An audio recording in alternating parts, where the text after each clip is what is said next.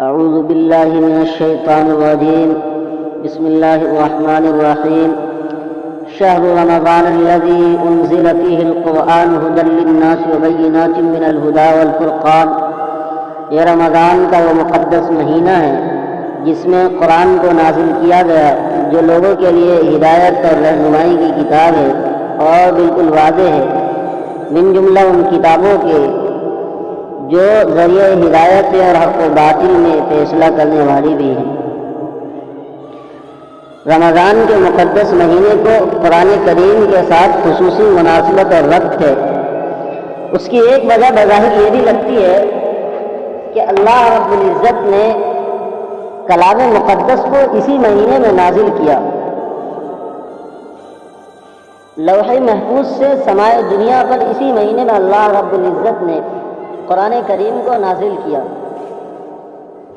اسی وجہ سے جہاں دیگر عبادات کا بہت زیادہ اہتمام کیا جاتا ہے رمضان کے مہینے میں، وہیں بکثرت تلاوت کا بھی اہتمام کیا جاتا ہے اور کیا جانا چاہیے۔ ایک اہتمام تو تراویح کی نماز کے اندر ہم کرتے ہیں، قرآن سننے کا معمول، سنانے کا معمول ہوتا ہے، لیکن اس کے علاوہ بھی خالصتاً تلاوت کا معمول ہو، یہ سمجھ کر کہ اللہ رب العزت سے ہم کلام ہیں، اللہ رب العزت سے ہم گفتگو کر رہے ہیں۔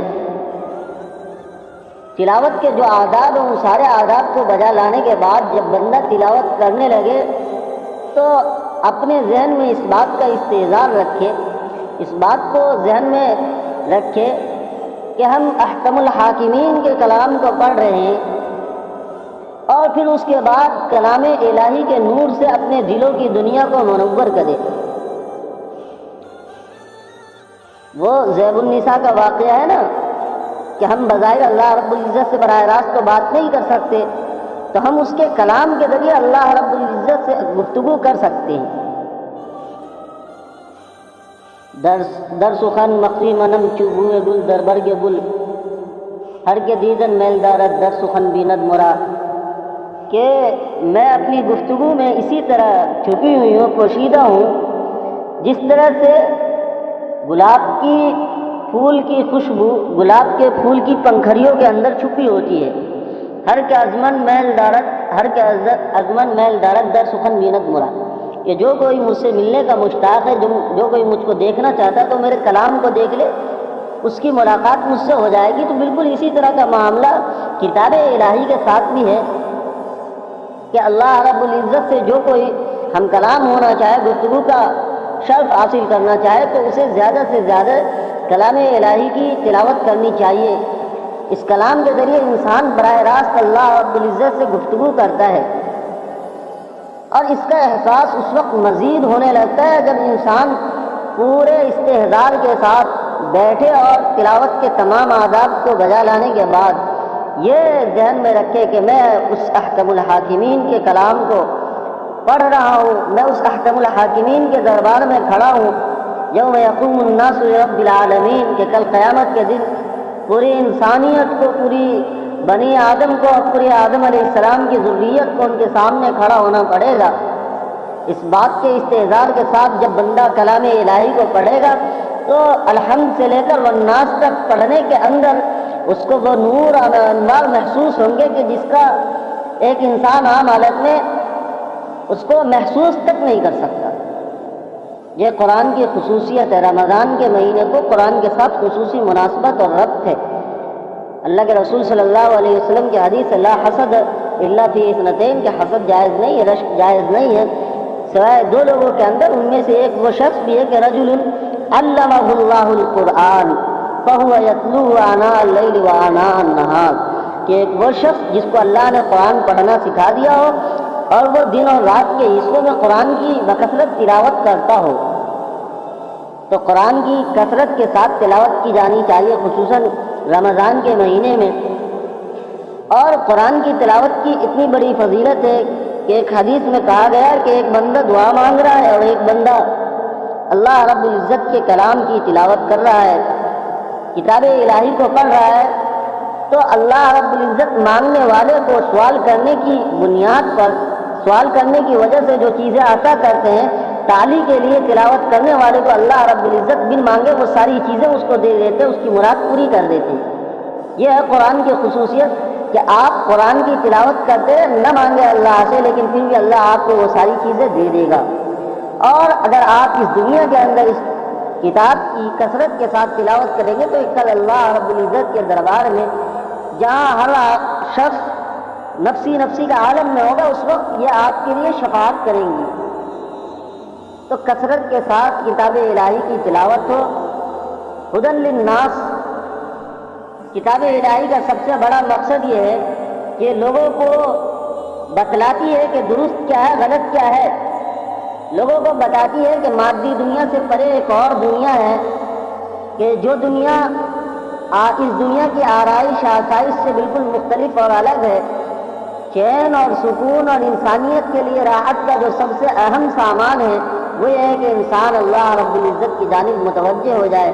الا بذکر اللہ تطمئن القلوب، کیا اللہ کے ذکر سے لوگوں کا دل مطمئن نہیں ہوتا ہے؟ بالکل، انسان ساری چیزیں اس دنیا کی ساری دولت حاصل کرنے کے بعد بھی آج اس کو چین سکون راحت کی دولت نصیب نہیں ہے۔ اس کے لیے سب سے بنیادی چیز یہ کہ ہمیں اللہ رب العزت کے دربار میں حاضر ہونا پڑے گا، وہاں رونا پڑے گا، گر گرانا پڑے گا، اور اللہ رب العزت سے کتاب الہی کے واسطے سے ہم کلام ہونا پڑے گا۔ یہ وہ ہدایت ہے کہ جس ہدایت کے لیے انبیاء کرام علیہ الصلاۃ والتسلیم کو اللہ رب العزت نے اس دنیا میں بھیجا۔ کم و بیش 1,24,000 انبیاء کرام کو ہدایت بہت مخصوص چیز نہیں ہے۔ ہدایت اتنی آسان چیز بھی نہیں کہ ہر ایک اس کو حاصل کر لے، یہ تو توفیق الہی ہے بار الہ کی جانب سے، جس کے لیے یہ بات قبول کر لی جاتی ہے کہ اس کو ہدایت دے دی جائے گی۔ تو من یؤمن باللہ یہدی قلبہ، کہ جو شخص اللہ کو خالص مان کر جس میں شرک کی آمیزش نہ کوشش کرتا رہے اور اللہ پر وہ ایمان لائے جو ایمان مطلوب ہے اللہ رب العزت کے نزدیک، یہدی قلبہ، پھر اس کے بعد اس کے دل کی رہنمائی کر دی جاتی ہے، اس کے دل کو ہدایت دے دی جاتی ہے۔ ہدایت اتنی آسان چیز نہیں، اللہ رب العزت سے مانگنا چاہیے۔ ہدی للناس، اور کتاب الہی کی سب سے بڑی خصوصیت یہ ہے کہ جس انسان کو اس کتاب کے ساتھ لگاؤ اور شغف ہوگا، اللہ رب العزت اس کے دل کو ہدایت کی دولت سے منور کر دیں گے۔ اللہ رب العزت اس کے دل کو ہدایت کی دولت سے مالا مال کر دیں گے۔ یہ وہ ہدایت ہے کہ اللہ کے رسول صلی اللہ علیہ وسلم اخیر وقت میں اس بات کے خواہاں تھے کہ کسی طرح حضرت ابو طالب کو ایمان کی دولت مل جائے۔ بہت سمجھایا، بہت بتایا کہ اے چچا، ایک بار آپ کلمہ لا الہ الا اللہ محمد رسول اللہ پڑھ لیجئے، آپ نے میری زندگی میں بہت خدمت کی ہے، میں چاہتا ہوں کہ کل قیامت کے دن میں آپ کی سفارش کر دوں اور اللہ کے دائمی عذاب سے آپ بچ جائیں۔ لیکن اللہ رب العزت نے ان کو ہدایت نہیں دی۔ نبی کریم صلی اللہ علیہ وسلم کی خواہش دل میں مچلتی رہی، امڑتی رہی۔ آخر وقت میں رؤسائے قریش جمع ہوا اور کہا آخر وقت میں تم باپ دادا کے دین سے پھرنا چاہتے ہو۔ حضرت ابو طالب کو بھی مصنوعی غیرت ان کو اس بات پر آمادہ، مصنوعی غیرت نے ان کو اس بات پر آمادہ کر لیا کہ ہدایت کو قبول نہیں کرنا، اور اللہ کے رسول صلی اللہ علیہ وسلم سے کہا کہ لوگ کیا کہیں گے کہ آخر وقت میں باپ دادا کے دین۔ تو اسی کے بعد ایک آیت اتری تھی انک لا تہدی من احببت ولکن اللہ یہدی من یشاء، کہ اے محمد آپ جسے چاہے ہدایت نہیں دے سکتے، آپ کوشش کر سکتے ہیں، کوشش کے بعد ہدایت اللہ رب العزت کے اختیار میں ہے، اللہ رب العزت کے دست قدرت میں۔ اللہ جسے چاہتا ہے اسے ہدایت دے دیتا ہے اور اللہ جسے چاہتا ہے گمراہ کر دیتا ہے۔ تو اللہ رب العزت سے ہدایت مانگنا چاہیے۔ اور اس کتاب کی سب سے بنیادی خصوصیت یہ ہے کہ جو بھی اس کتاب سے لگاؤ اور شغف رکھتا ہے، وہ لگاؤ اور شغف جو مطلوب ہے، تو اللہ رب العزت اس کے دل کو کھول دیتے، اس کے دل کی دنیا کو بدل دیتے۔ ہدی للناس، اسی کے ساتھ ساتھ اللہ رب العزت اسے وہ فہم و فراست وہ ملکہ عطا کر دیتے ہیں کہ جس سے وہ حق و باطل کے درمیان، صحیح اور غلط کے درمیان خط امتیاز کھینچ لیتا ہے، اور وہ سیکھ جاتا ہے، سمجھ جاتا ہے کہ صحیح کیا ہے، غلط کیا ہے، درست راہ کیا ہے، غلط راہ کیا ہے۔ دنیا کی آسائشوں میں، دنیا کی آرائشوں میں، دنیا کی آلائشوں سے وہ اپنے آپ کو، اپنی طبیعت کو، اپنی روح کو آلودہ نہیں کرتا۔ بازار سے گزرا ہوں، خرید نہیں ہوں. وہ دنیا میں رہتا تو ہے لیکن دنیا کا فرد اپنے آپ کو نہیں سمجھتا. وہ اس بات کا بار بار استحضار کرتا ہے کہ اس دنیا کے ماں سوا ایک اور دنیا ہے جو ابدی اور دائمی ہے، جہاں اس دنیا کی بنیاد پر، اس دنیا کے کاموں کی بنیاد پر فیصلہ ہونا ہے. یہ ہدی للناس وبینات من الہدی والفرقان کہ اللہ رب العزت اس کتاب کی بکثرت تلاوت کرنے والے کو یہ چیزیں عطا کر دیتے ہیں کہ ہدایت سے بھی اس کو سرفراز فرما دیتے ہیں.